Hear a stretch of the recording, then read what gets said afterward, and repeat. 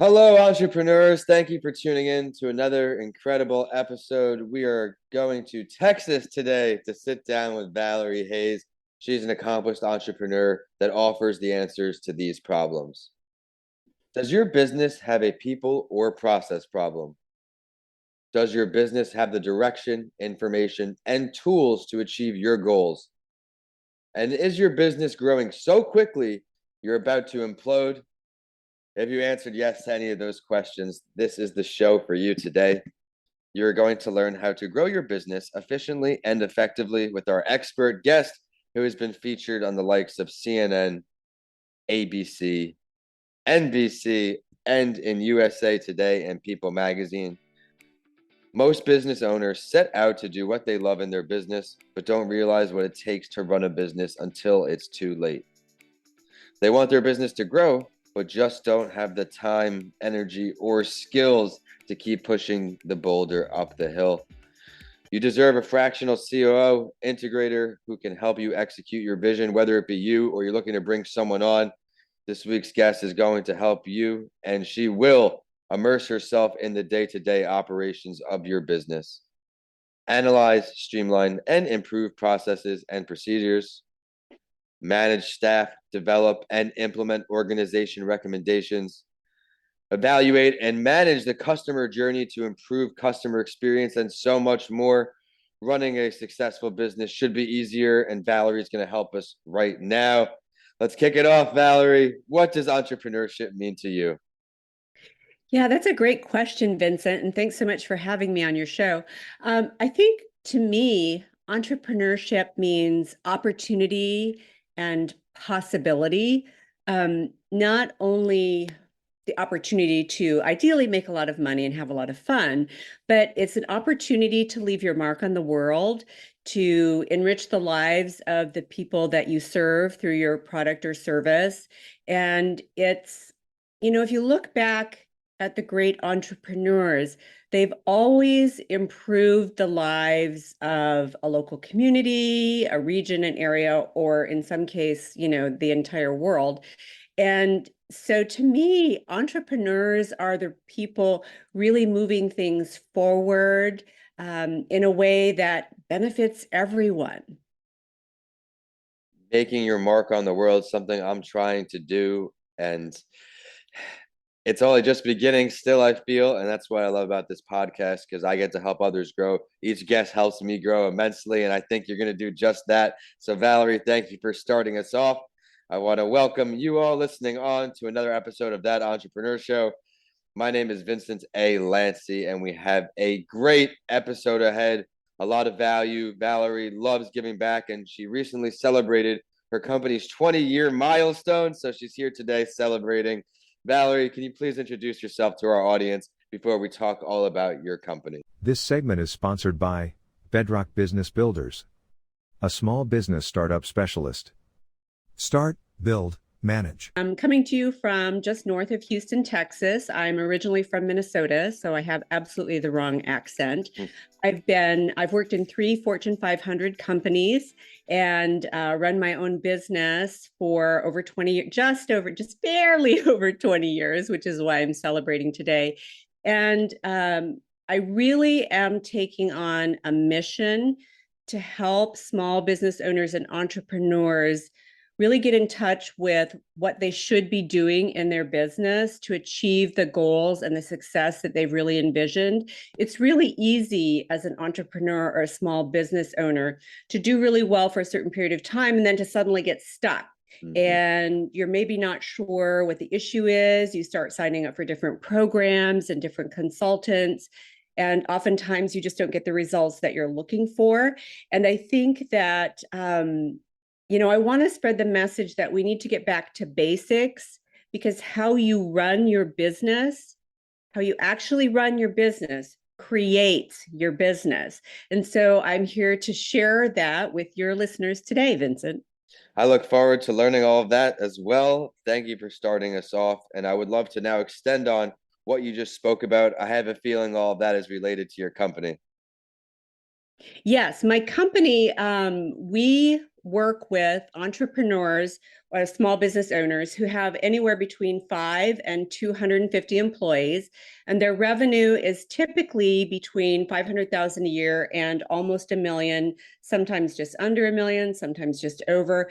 And what we found is that although any small business or entrepreneurial venture is challenging, there's a certain group of people that are able to get to that 500 to 750 to 800, maybe even 900 $1,000 in annual revenue, but they can't break through that $1 million.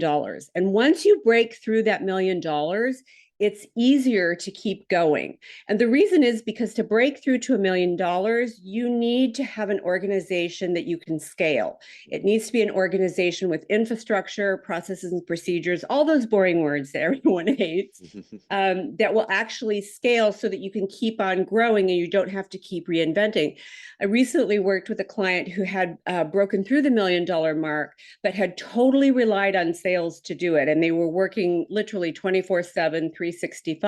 And so when they broke through to that over $1 million in revenue, they weren't able to sustain it. And so they slipped back down to, around $750,000 a year. So it's really important for me and my team to help entrepreneurs and small business owners that have an opportunity to really grow and improve, and to help show them the path to get there. I love that. Let's talk right there a little more about that path to get there. In entrepreneurship, there is no textbook, no blueprint. You'll hear me say that a lot. You have to really just go out there and try it, quote unquote, fail, and find ways to succeed off that. What can you offer our listeners, Valerie? Well, I think it all starts with recognizing what your strengths are as an entrepreneur and business owner, and understanding how best to supplement those strengths with someone who is strong in the areas where maybe you're not. I never like to use that weakness term, like weaknesses, strengths and weaknesses. I always like to use strengths and opportunities, because when I'm working with a client, they individually or their company has strengths that we want to really highlight and maximize. And those strengths is what has gotten to the level of success they're currently experiencing. But because they're having problems growing, we know that there's some opportunities there that we could more fully leverage. And sometimes that means bringing in more team members. Sometimes that means bringing in new or different team members. Sometimes we have to let go of the old to make room for the new. And sometimes that means bringing someone in to supplement and work with the entrepreneur, either as a consultant, a fractional COO, perhaps even an EOS integrator, to help them see what they normally wouldn't see. Because if they could see it, they would fix it on their own. Everyone wants to be successful, right? Yeah, so everyone's be successful, but sometimes you're so busy, in hyperdrive trying to grow the business and work on your strengths and really kind of keep on going, that you need someone else to come in and take a good look at things and say, yeah, this is really working for us and this is great, and let's highlight that and maximize it. But here's some areas that we have opportunity to streamline. The more you streamline, the more you protect profit margin.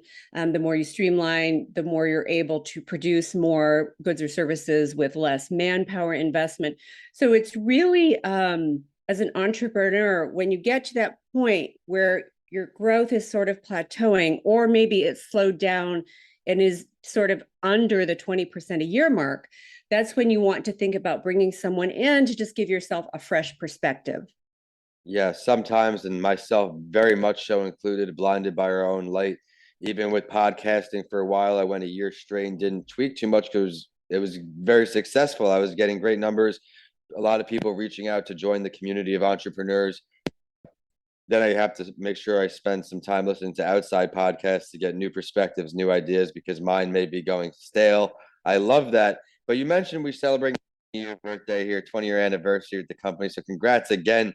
What are some of your greatest lessons learned from over this 20-year stretch? I think the biggest lesson that I've learned is that there's a big difference between operating within your area of expertise and running a business. Most of us start businesses because of something we really, really enjoy doing, that we're passionate about, that we're really, really interested in.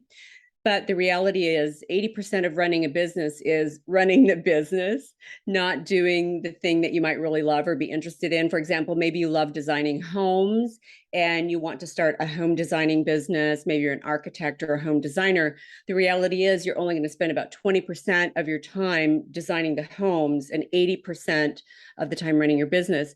So I think it's really, what I learned is the vast majority of people that I've known or worked with that have gone under and their business has not been successful is because they wanted to spend 80% of their time doing the thing they love and only 20% of the time running their business. And unfortunately, that split just doesn't work out. Yes, incredible advice. Is that something that you went through early and found that your clients were going through as well? You know, I was really blessed in that I didn't personally go through it, but I had the experience of watching a friend go through it. Early in my business, I had several professional acquaintances, and I realized, and one of them who had a very lucrative business, was really making money hand over fist, didn't have to sell, didn't need any processes or procedures in place. It was really sort of a dream kind of situation for a business owner. I'm sure he was making several $100,000 a year, and that was, in 2000. So, that's a whole lot in today's dollars. And unfortunately, he didn't have a marketing plan. He didn't own any of his client information. He was getting them all from referrals. He had never collected anything. He had never set up multiple revenue streams. He didn't have, he just really was relying on other people to generate business for him. And then he got into a situation where one of his referral sources had a negative experience with him that I'd like to say right off the start, even though I'm not going to share with you what it is. It was absolutely not his fault, but had a negative experience with him, and they discontinued their relationship with him, and his business went under in about 6 months. Now, fortunately, he did rebrand, he did retool, and he's doing very, very well today. Amazing. So kudos to him. But it really does pay attention. It really does make sense to pay attention to how you run your business. My business coaching, is a very crowded field. There's lots and lots of people who are business coaches. And I believe I'm a very, very good business coach. But one of the reasons I've been successful is because I know how to run my business. So, helpful pro tip: when you're looking at business coaches, you need to look at how successful their business is. I love what you started and ended there, really looking on from someone else's experiences, learning through what someone went through and applying that to your own. One of the many goals of this show is, of course, to have that exact situation help our listeners, where they're listening in, they're tuning in, and they're learning from our guests something they went through to help improve their journey. Thank you so much, Valerie, for giving us such an incredible episode along the way. I'd now love to ask you some more advice here. What are some of the more challenging areas in entrepreneurship for you? When I'm talking to entrepreneurs or small business owners, they don't necessarily tell you this right out of the gate, but at some point along in the conversation, they do talk about the isolation that you feel as an entrepreneur or small business owner. Typically, there's no one else in the business that you can really discuss your concerns, your doubt, your self-doubt, things that you might be unsure about, because you're trying to fulfill that leadership role for the rest of the people in the business. So I think isolation is a challenge. And because entrepreneurs are so busy working their business, they don't often have the opportunity to really be involved in a lot of associations or organizations where they might get that peer-to-peer conversation. So I think it's important to think through how you can either deal with isolation or minimize it, to help sustain you through the self-doubt, the questions, the situations where you're not exactly sure how to handle it. And then I think the second thing is that entrepreneurs often have problems creating scalable infrastructure. Mm, When you first start out as an entrepreneur, small business owner, you know how it goes, Vincent. yes. You've got your idea, you're putting things in place, you're sort of doing things on the fly and just kind of winging it. And it's kind of fun and exhilarating, let's be honest. And you love the fact that your ideas are coming together, but then you grow to a certain size, either because of revenue or number of clients or number of team members. You grow to a certain size where the processes and procedures that you've kind of slapdash thrown together don't really work anymore. And so that's when growth stops, quality of product or service delivery decreases, customers get frustrated, customer experience declines. And so even though it's like totally boring and in no way sexy, you cannot, increase your revenue by 500% in 90 days, like all the videos on YouTube tell you, by putting processes and procedures in place. But those foundational things are critical to your ability to grow and scale your business. Back to basics, just like you said, we have to pay attention to our foundation. For me, building this infrastructure, the foundation of my business, has taken a little longer than I would have liked, as all of our companies have been affected by COVID. But as far as me getting in the classroom, I kind of had to take a step back, reevaluate, find ways to keep growing. And that's something I'm grateful for this podcast doing, connecting with incredible individuals just like Valerie today. But before we head into the spotlight story for the week, Valerie, I'd love to learn who your pick is to sit down and learn from any entrepreneur throughout history. But that's a really tough one. And I don't think my pick would necessarily be considered in the pure entrepreneur category, but I would love to sit down with Warren Buffett. He has a reputation for being one of the most successful investors ever. And I think it's because he understands business and he understands small business and how to grow a small business. Mm-hmm. And I think it would be fascinating because I think he gives really down to earth, realistic advice and focuses on things that consistently generate a return on investment instead of sort of flash in the pan, get rich overnight ideas. And, he's kind of quirky, still lives in the house he bought in the 1950s, which I understand is fairly small. So I think it'd be an interesting conversation. Let's take it a step further. Where would you have this conversation if you had that choice too? Wow, that'd be awesome, right?